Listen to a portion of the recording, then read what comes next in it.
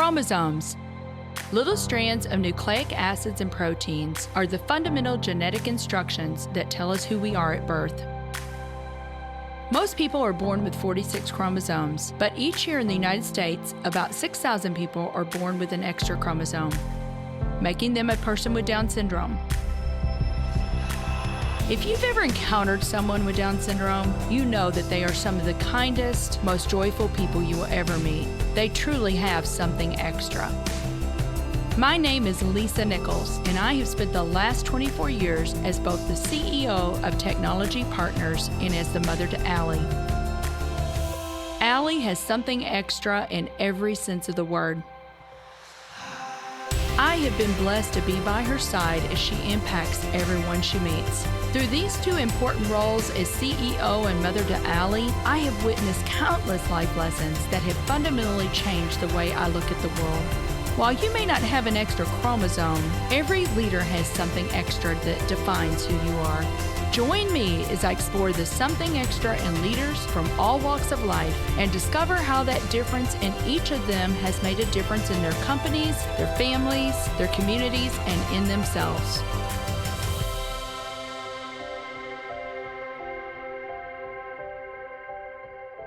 I'm delighted to have Chad Everett on the show today. Chad is the CEO and president of Infinite Kingdom. If you like this episode today, please go to Apple Podcasts or wherever you listen and leave us a 5-star rating. So, Chad, I've been really looking forward to our conversation. Well, it's my pleasure. Thanks for having me. So you and I recently met through an organization, CEO Forum. Greg and I have been involved in CEO Forum. I don't even know for how many years now.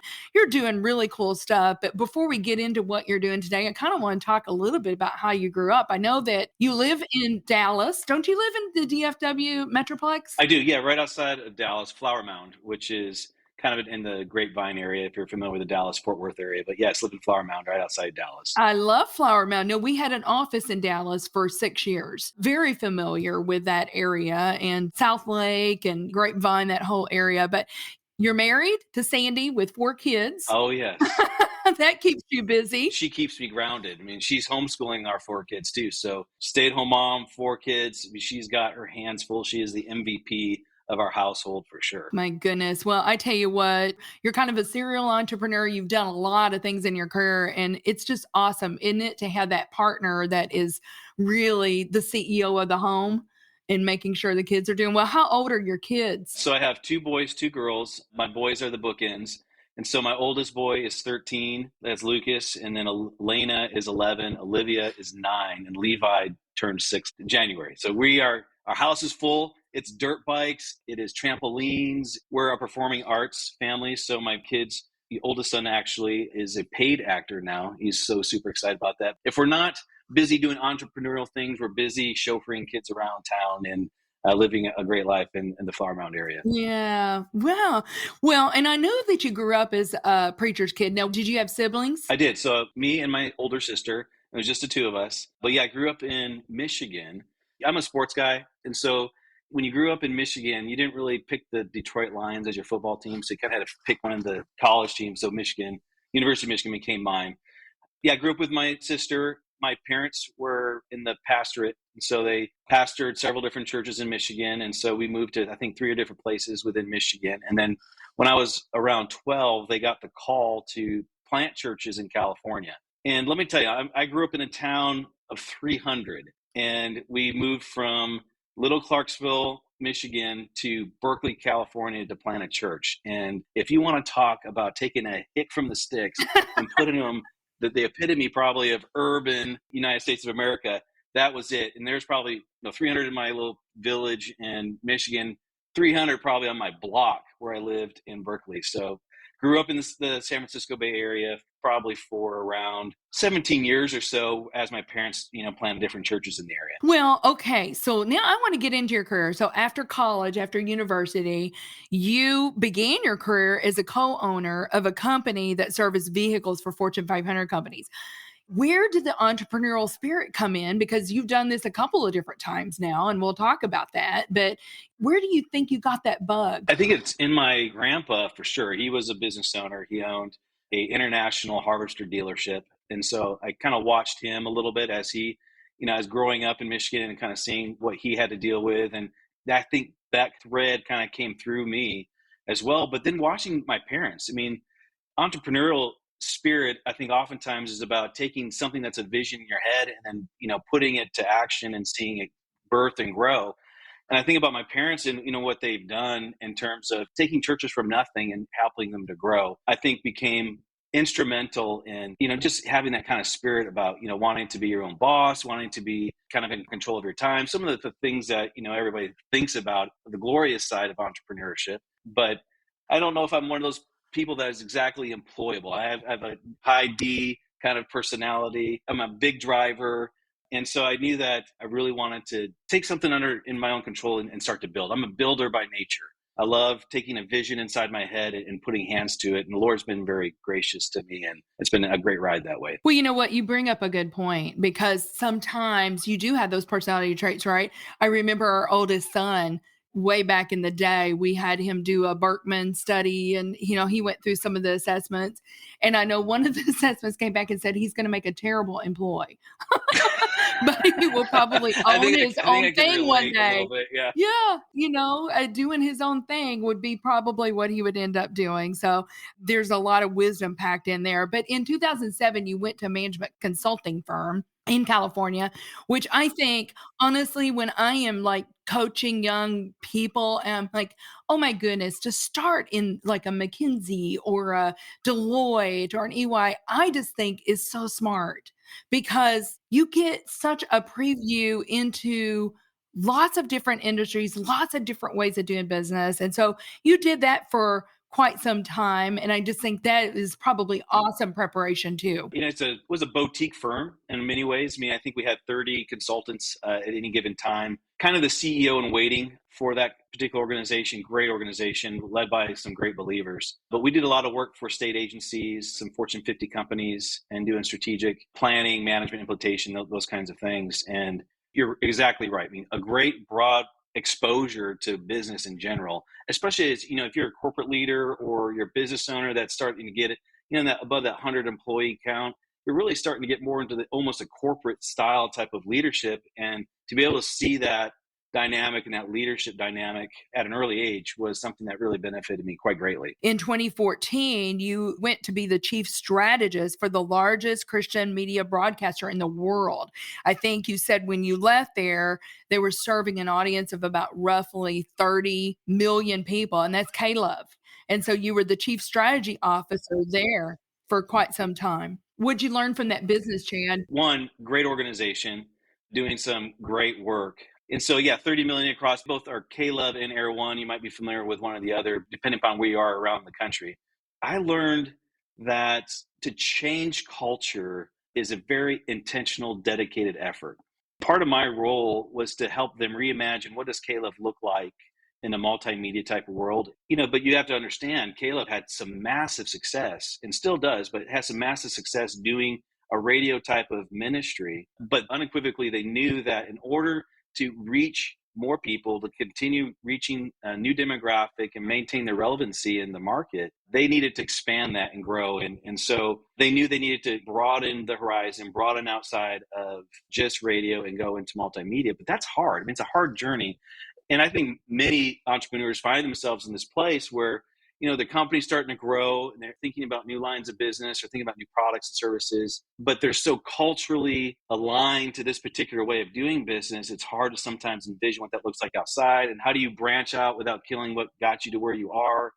And so it took roughly 2 years to really finalize the vision. And what that meant is having to communicate to the board, right? Communicate to key executive leadership, to get buy-in, to have these crucial conversations that go back and forth to really bring everybody together around unity. And that leads me to, I think, what I learned the most. And the most important thing I learned in that whole situation is that without unity, it's hard to adopt change. And so if you don't have unity in what you're doing as a leadership organization, you're not going to make it. It's like what Peter Drucker says, culture eats strategy for breakfast.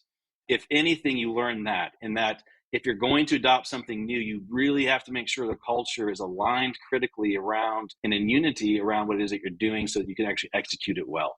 I was just talking to somebody yesterday and he said, what I love to do is throw a bomb and stuff and blow things up because, we have to continue to reinvent. Just like what you just said. I mean, they knew that to go further, they needed to do something different, and to change things up without losing, like you said, what got them to where they are. There's that old saying, what got you here will not get you there. But the unity part, my goodness, I mean, that's where it will fall apart. One of the things too is making sure that you have the right team in place. Not parlays exactly into, what happened with Caleb, but there's team members that just won't make that journey with you, and knowing that you have to have the right people. If God's called you in a direction and God's given you the vision to take it and you know it and you have a unified force, not everyone's going to take that journey with you, and that's okay. They're meant to be with that journey, then that's great. But God might have something else for some of those people. Good stuff there.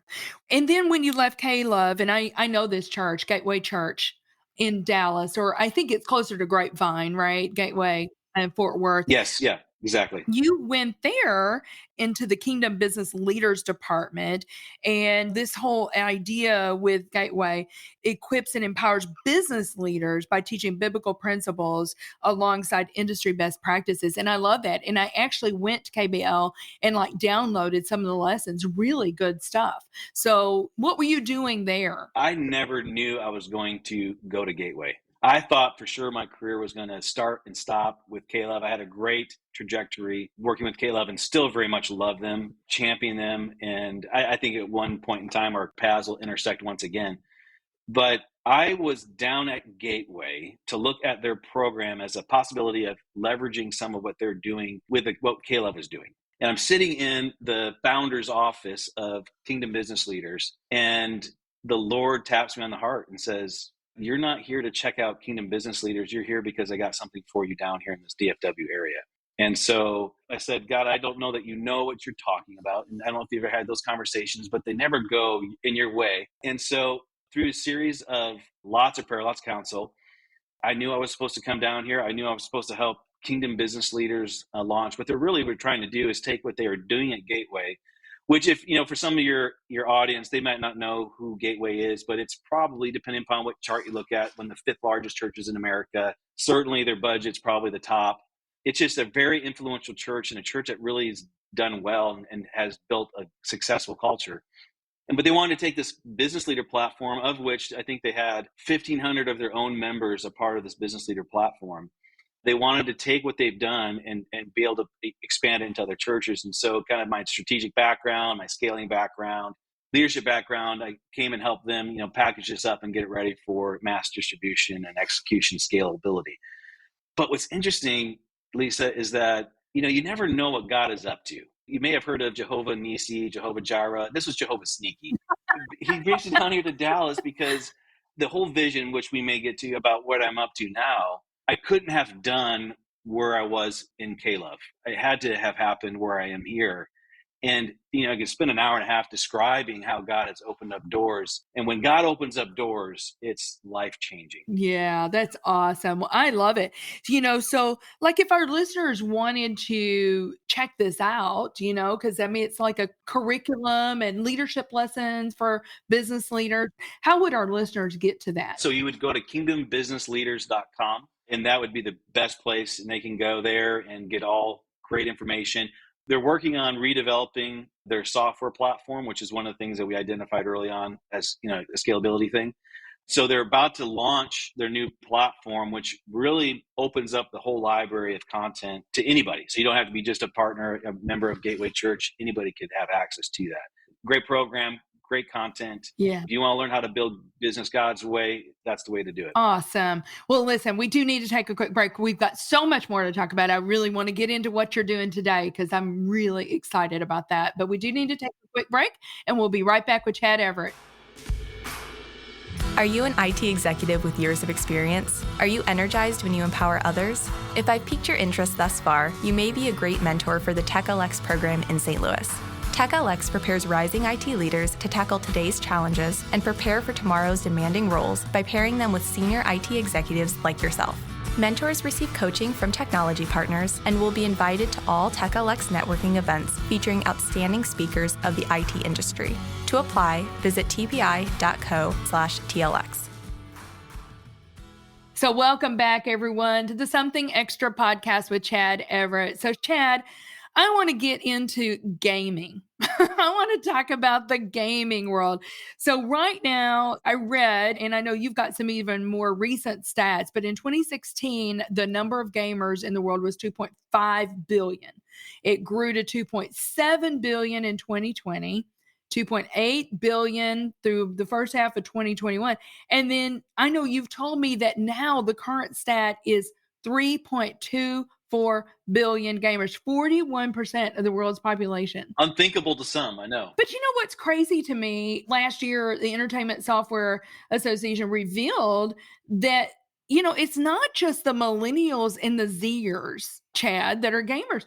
55 to 64 accounted for like 9%. It's really crazy. In fact, I read something recently that said even that age population spending about 16 hours a week.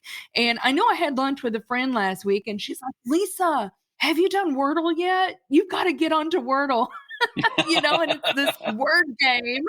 So I've had a couple people tell me this. So I'm like, well, I guess I better get on to Wordle, but it's not just our young people that are doing this. I mean, gamers of all ages. Yeah, I mean, in fact, I was on a plane to Colorado Springs sitting next to somebody and we were having a conversation and came up with, what it is I do and what I'm involved with. And this person goes, oh, I love video games. And I say this because most people have this vision in their mind of who I'm talking to. And who I was talking to was a 35-year-old female nurse from New York who graduated the top of her class at the medical institution. Gaming is not just for the overweight, failure to launch individual that lives in the bottom of grandma's basement. That is the stereotypical picture that many people have of this industry and the gamers that they represent, but that is far from fact. There are a lot of millennials, a lot of professionals, a lot of people in this space. The last stat I saw, you may have something recent from what you said, but it's half and half, and 48% or so are female that are in this gaming world. I think to your point, there's stereotype and there's some assumptions that people make, right? And sometimes, the assumptions are that it's negative, sometimes related to academic problems, social problems, fewer offline connections, more isolation, and anything to the extreme can be bad. That's right. But I did read there's another study that came out. It said there are some benefits such as improving focus, multitasking, working memory, critical thinking skills. If you think about what it takes to execute a game, you have to have fine motor skills, but you also have to have critical thinking. You're strategically working through this game, you're problem solving. In fact, there's a company, I know the name skips me right now, but doing great work, actually right in my backyard here in Dallas-Fort Worth, around gaming and how they're helping to treat patients with PTSD. So there's really great benefits that can be leveraged inside the video game arena for sure, that I think many people have a knee-jerk reaction because, a lot of probably your listeners are parents of kids that spend hours and spend too much time. Because there is, look, I'm not going to sit here and say there's not game theory, right? That is very smart. In fact, you have one of these and the people who develop these are experts in game theory and they know how to keep you connected to that device and get those dopamine triggers going. But there's also a great way of leveraging technology. Just like it says, right? Whatever Satan meant for evil, there's a good chance that we can redeem and turn for good. Yeah. I know that kind of the brainchild of this started in 2019, but you are the founder and CEO of Infinite Kingdom, which is a multimedia startup that is poised to launch the first ever AAA video game series based on inspirational storylines, which I think is really good. So I'm so intrigued by this. What was the particular story that led to you saying, I need to do this? My story begins when I was at K-Love. And part of the journey that we took as we're, moving into a multimedia ministry is to really think through, where do Christians need to show up? And so I laid the gauntlet down to my team. I said, go find me where Christian media isn't and where we need to be. And Lisa, what kept coming across my desk is this opportunity called video games. The stats are staggering, the engagement that this thing has. And when you think of, and let's just take engagement for a second in terms of revenue, because where your dollars go is often in terms of, how successful or what kind of engagement or reach you're having. The video game industry is bonkers. I mean, it's close to $180 billion in global revenue around the world. And in comparison, if you look at motion picture and music industry, it's well over double those two industries combined. But then if you stack streaming and you stack global motion picture, you stack global music revenue, and you're still not reached the global revenue of video gaming. And so it's just this massive industry. But what broke my heart is that I said, okay, great. Go find me the AAA company that is really killing it in this space. And unfortunately, we couldn't find any. Because what I had envisioned is like, well, let's go double down on these guys. Let's go invest in these guys and help them get started. And so that was unconscionable to me in many ways, Lisa, that we can find great representation of Christians in the music industry and the motion picture industry, but in the most influential media in the world, and Christians aren't present. And that really broke my heart in many ways, that we're abdicating our responsibility to be salt and light in some of these arenas. So like we said earlier, God moved me on. I still have done a lot of consulting for media companies, and I happen to be with a group of some of the top Christian business leaders in the world and an event in Washington, D.C., and one of their breakout sessions had to do with arts and entertainment. And I remember speaking to a good friend of mine who was sitting next to me. I talked to him about my experience at Caleb and how the video game industry is one of these industries where, for all the ills that are present in the video game industry, it's not reason for us not to be there. In fact, if anything, that creates impetus for us to be there. If there's so many people there, we should be there. And so I was telling this to my friend, and 5 minutes into the presentation, he goes, where Christians need to be? They need to be in the video game space.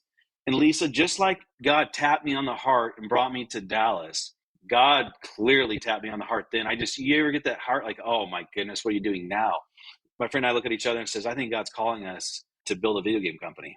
It started from there. And it started really from knowing how nefarious in many ways the video game industry is. I mean, it is there to hook you in and keep you there. I mean, just like any good form of media does or wants to do, but it really has a powerful impact. But when you look at games like Grand Theft Auto, and you look at games that really promote some values that are kind of antithetical, one, to just who good people are, right? Some of the really grotesque elements that can be found in video games, and how can we show up differently?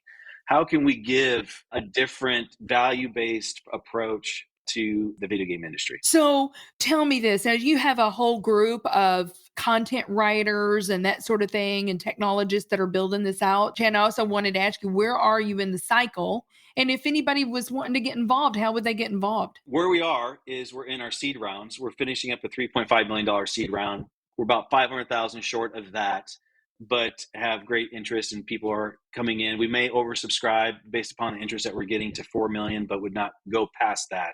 And that $4 million, that seed round deliverable is really to develop the first playable level of the game. And that gives us the ability to go market test, to go take this out to market industry leaders, to our target markets, to strategic partners, to our investor groups that have capability to go the full distance with us in the funding of the startup. Large part why Christians, I don't think, show up in this AAA space is because the price is daunting. I mean, you're looking at a $40 million total raise that we're going to be looking to raise. But to build what we want to build, and Lisa, look, I come from the Christian media industry, and I've seen some of the media that Christians produce, and I think some of us are tired of the quality that the Christian media people are producing. Now, don't get me wrong, there's a lot of great people doing a lot of great media, but I don't want to go into the video game market subpar. I want to go into the video game market cutting edge, innovative. It stands just as well, if not better, next to whatever the best game is on the market. That's what my prayer was. That was my throwdown to our team and our gauntlet, that this is what we're going to go to market with, or we're not. That gives that capabilities for our investors to see that we can actually produce that type of quality, that we have a team that's capable of doing it and get us to market. If anybody wants to know more about it, they can reach directly out to me. We're not public. You're not going to find us anywhere. We're holding all that back until we're ready to go launch. You're not going to find a website with Infinite Kingdom on it. That's all by design, because we're not ready to make the big splash launch. We're trying to keep some things under lock and key a little bit until we have our stuff fully market tested and ready to go. But you can definitely reach out to me at Chad E. That's my first name and last initial at infinitekingdom.com. more than happy to chat with anybody that's interested in what it is we're doing and what wants any more additional information. I love what you're doing. This is a way to influence the culture. And like you said, Chad, I just want to emphasize, Christian or not, it's good values. You want kids and our people growing up with character is of utmost importance, right? And so any way that we can influence that and build those values in through movies or whether it's through video gaming, we need to be doing that. So I love it. And I also love that you're going in there, with not a mediocre product, because honestly, people have so many options. And if it's mediocre, you're not going to have the adoption. So I love everything you're doing. That's right. So this is called Something Extra. Chad, I have to know, what do you believe is the something extra that every leader needs? I think it's mindset. And I've been on this kind of journey the last year and a half. My oldest son struggles with some mental health issues. And so whenever you have a child that struggles with something, then you really focus in and figure out, what is the best way to help and figure out how to participate in the healing process. It got me really on this journey and thinking about, we as leaders often talk about developing cultures in our company, and we need to, right? But if you're the CEO, if you're the top leader or a leader in your division or wherever you find yourself, you're the thermostat for that culture. And that thermostat starts in your mind. And what's the culture like in your head?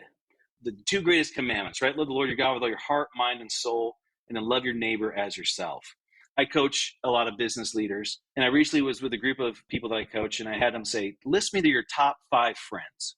And I say, how many of you put yourself down on the list? How many of you wrote your name down as one of your top 5 friends? Because it says, love your neighbor as yourself. And if we can't learn to love ourselves and be kind to us, then we're not going to give what we don't have. If we don't have love inside, then we're not going to be able to have love outside. And what's the narrative and the dialogue going on in your mind?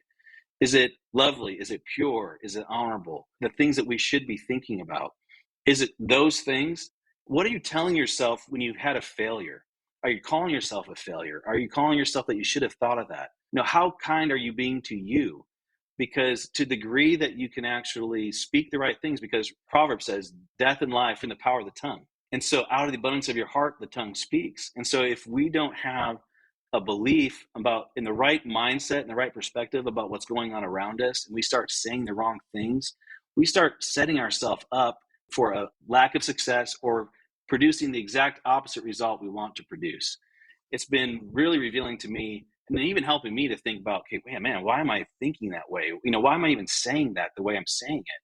Because I need to change the culture here first before I can change the culture or promote the culture in my own organization. Yeah, that is beautifully said, and I think about taking every thought captive, because we do. I mean, there's so many thoughts that are running through, and it can be from external or it can be like the thoughts in our head, right? And boy, the mindset, that is so good. So good. One of the things I was thinking about, Paul gives that instruction, but I see a lot of Christians going around and actually saying that. And I think that's great. I'm taking that thought captive. The making it obedient to Christ isn't actually the action. The action of making obedient to Christ is take what does the truth of God say that counteracts what it is that you thought. Yes. Because we got to put that truth back in. We can remove that, but we got to put the truth back in. You got to replace the thought with the truth, right? You got to put the right thing in, and that actually helps you to reprogram what's the right and take that lie out and put the truth in. So good. Well, Chad, I think we could just keep talking and talking because this has been so much fun. It's been a pleasure. It's been awesome. So thank you so much for making the time to be on the show. I appreciate your time. Thank you, Lisa. I appreciate it. It's been great. Thank you for listening to today's show. Something Extra with Lisa Nichols is a Technology Partners production. Copyright Technology Partners, Inc. 2019. For show notes or to reach Lisa, visit tpi.co/podcast. Don't forget to leave a review on Apple Podcasts, Google Play, or wherever you listen.